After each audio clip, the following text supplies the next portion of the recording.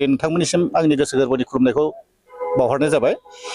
दा बे फैगौ बिसायख'थिनि थाखाय गोबां मानसिफ्रा गोनो गोथो जादों।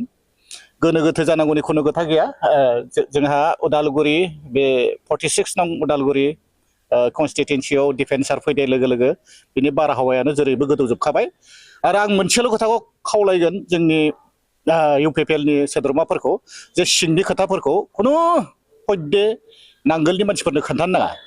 मानो होनबा बिसोरनो सिंनि खोथाखौ मिथियोबा एसे दिगदार दं। बेनिखायनो बिसोरनो खुनु हयदे लोंफाबाबो जाफाबाबो आरो गावनि हिन्जावा नांगोलाव दंबाबो बिसोर सिंनि खोथाखौ खोन्थानो नाङा।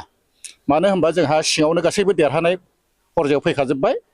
बेनिखायनो फैगौ 9 थारिखसिमल' नेनानै थादो आरो गासैबो गोसो गोथारै ट्रेक्टराव भटखौ होगोन जोंहा आसा दङ। आरो गासैबो मुस्लिम सावथाल बांगाल जंगाल गासैबो ट्रेक्टराव होनो रेडि जानानै दं।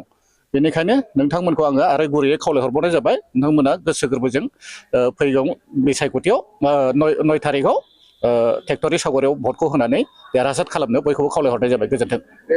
दासिम बिथाङा डेपुटि चिफ जानानै दङ आरो बिथाङाबो बिटिसिनि डेपुटि चिफ जानानै आरोबाव एमएलए बिधान सभायाव गेलेनो थाखाय साखाफारा जानो खोब गोहोगोरा माबायदि? बे खोथाखौ आं दाखालिबो बुंदों जे हमनानै ला थांनाय बाराव जेरै गबिन्द बसुमतारिया डेपुटि चिफबो जाबाय एमएलएबो जाबाय। बेखौ बेनि एक्सपिरियेन्सखौ मोनखाबाय। बेनिखायनो बिथाङा डेपुटि हिसाबैनो थाजानो लुबैदों समस्तिबासि रायजो राजाफ्रा। आरो बे समस्तिनिफ्राय आरो सासे जे एमएलए दैथायहरनो हागोन बेखौ मानसिफोरा गोसो खुसि जानानै दंखायो। आरो बेखौ बे भट मोननायनि आसायाव गिदिंबाबो बेहा लाब जानाय नङा रिहन दैमारिया। आरो बिथांमोना रबिनसन मोसाहारि बिथांखौ खोब आघात होबाय बिपिएफ पार्टिया।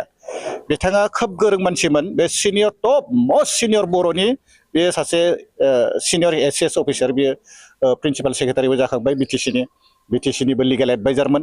बिथांखौ ओरैबायदि आघात होबाय दा बिथांनो टिकेटखौ होआलासिनो आरो गावनो डाबल लाबावबाय। बेयाव मोनसे हाम गोग्लैगोन आरो बेखौ नुहरदों। आरो दायो जिहेतु उदालगुरियाव जिहेतु मन्त्रि बिबानखौ लानानै बिपिएफनि गेजेराव जिहेतु इसिङारि जे जावलायनाय बा सोरखौ फेजेनलायनाय सोलिदों होनना बुंदों बेनि सायाव मा बुङो? बे बिसिनि खोथा बेथ' स्वाभाबिक बे थाखागोन। सिङाव सिप्रां मारिलायनाय बे थागोन। ओरै सरन थाबाय ओरै रेहन थाबाय। बे मन्थ्रिनि बे लबियाथ' थाखायो बयनावबो। आरो सबसे लबिया मानसिफ्रा बिसोर सानैयानो जोंनि उदालगुरि डिस्ट्रिक्टआव पावारबो थोआ धोन सम्पतिबो थोआ आरो गासिबो थोआ। खौथि मोनबाबो बिसोरनो थोआ। बेनिखायनो बिसोर सानैजों सिप्रां मारिलायना थाखागोन।